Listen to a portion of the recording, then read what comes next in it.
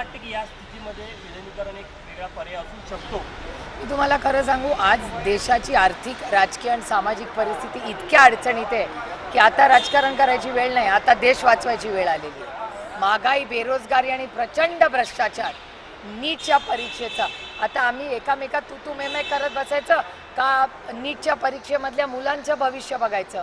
आपापसात तू मे कोणी राजकीय पक्षांनी करायचे, विरोधक आणि सत्ताधाऱ्यांनी का आज महागाई, बेरोजगारीमध्ये अडचणीत आलेल्या प्रत्येक शेतकरी असेल, नागरिक असेल, त्याला आधार द्यायचा.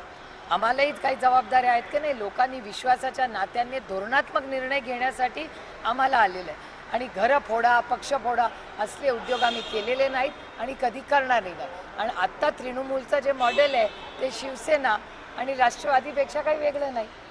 पहिलं शिवसेनेवर हल्ला झाला, मग राष्ट्रवादीवर झाला आणि आता तो हल्ला तृणमूलवर होतोय.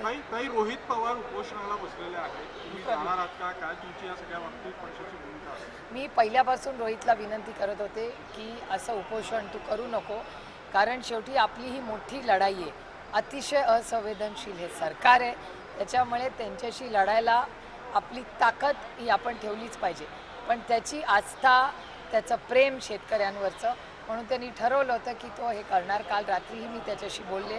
काल दिवसभर तो ताकदीने लढत होता, पण आज सकाळी मी जेव्हा आढावा घेतला, 24 तास झाले, त्यांनी काही अन्न आणि प्रचंड उन्हाळा आहे, पण शेतकऱ्यांना न्याय मिळवण्यासाठी एक मोठा लढा आज रोहित उभा करतोय, ह्याचा मला सार्थ अभिमान आहे.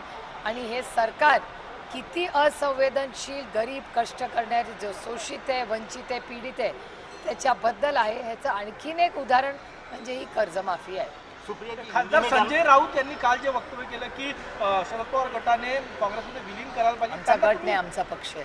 तुमचा राष्ट्रवादी शरदचंद्र पवार पक्षाने काँग्रेसमध्ये विलीन करायला पाहिजे असं संजय राऊत काल म्हणले. तुम्ही संजय राऊतांना काय म्हणाल? संजय राऊत हे माझे मोठ्या भावासारखे आहेत आणि प्रत्येक मोठ्या भावाला मार्गदर्शन, सूचना करायचा अधिकार असतो, त्याच्यामुळे त्यांना अधिकार आहे आम्हाला सूचना करायच्या.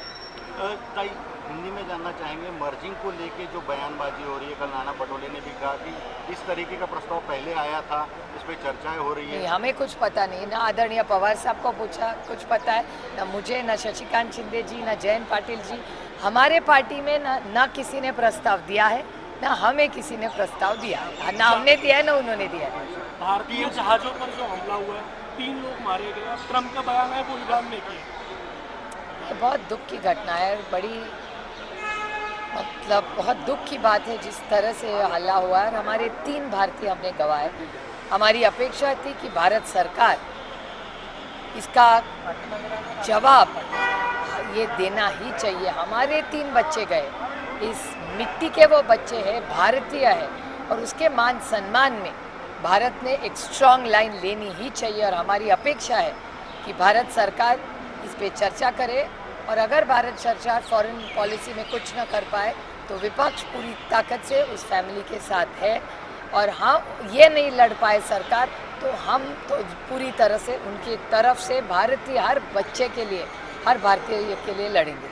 ममता बनर्जी पर FIR के निर्देश दिए हैं, कुछ वक्तव्यों को लेकर मुझे कुछ आश्चर्य नहीं लगना है. एक सशक्त लोकतंत्र में हर एक को बोलने का अधिकार है, और जिस तरह से NCP तोड़ी गई, पहले शिवसेना तोड़ी, उसके बाद NCP तोड़ी गई, वही मॉडल आज तृणमूल कांग्रेस का हो रहा है. ये बहुत दुख की बात है. आप क्या बोलना चाहेंगे नाना पटेल को, जिस तरह से उन्होंने इस बयान को दिया है कि प्रस्ताव आया था? नहीं, मैंने आम्हाला कुणीही विलिनीकरणाचा प्रस्ताव दिलेला नाहीये. आमच्या पक्षाने कधीच घरफोडी, पक्षफोडी केली नाही, त्यामुळे या चर्चांना अर्थ नसल्याचं यावेळी सुप्रिया सुळे यांनी म्हटलंय. यासोबतच बुलेटिनमध्ये आता आपण इथेच थांबूयात. नमस्कार.